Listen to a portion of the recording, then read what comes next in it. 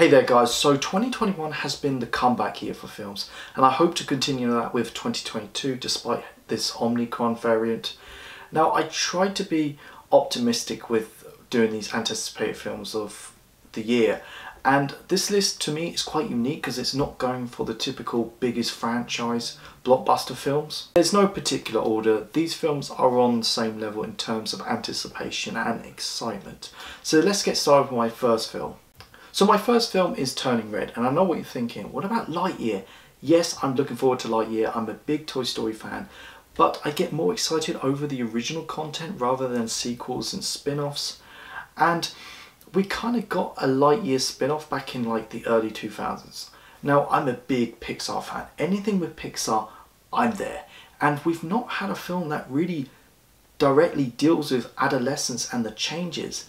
And it's about this 13-year-old girl called Maylee, and every time she gets excited or stressed, she turns into a red panda. To me, that just sounds great. So my second anticipated film is Thor: Love and Thunder, and the simply reason because it's directed by Taika Waititi, who's one of my favourite directors working to date with films like Hunt for the Wilder People and Jojo Rabbit. And he reinvigorated the Thor franchise with Thor Ragnarok, giving it like a buddy cop sci-fi fantasy 80s makeover.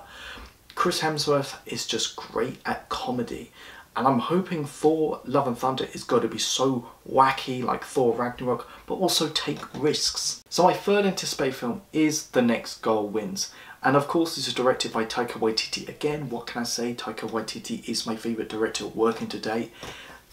Anything he does, I'm there, it's got to be on the list. Now this is based on a true story about a football coach known as Thomas Rogan, and he is tasked to train this American Samoa football team, which is considered to be one of the weakest football teams, to an elite squad. And at the moment I believe this is going to come out in like winter time because it's going through reshoots, replacing Armie Hammer with Will Arnett because of his Armie Hammer scandals, and Michael Fassbender is in the lead role. If this was like 6 years ago, my favourite actor of all time would have been Michael Fassbender, but over the past like 6 years he's done okay to decent films, and I'm hoping this will be his comeback role. So my fourth anticipated film is a film that's coming out in Japan in the winter, so we're more likely going to get it next year, January, just judging from experience, and that's Suzumis Locking Up. Now, the film is about a 17-year-old girl who helps this guy who locks up doors from the other side to prevent disasters in Japan. And this is done by my favourite anime director, Makoto Shinkai, who's done some gorgeous films like Garden of Words and Weathering with You, not to mention the game changer Your Name, which is still my favourite film of 2016, but also I consider Your Name to be the greatest anime film of all time. So of course, anything with Makoto Shinkai, I'm there. And the last anticipated film is Spider-Man Across the Spiderverse. Spider-Man is my favourite superhero of all time, so of course this had to be on the list.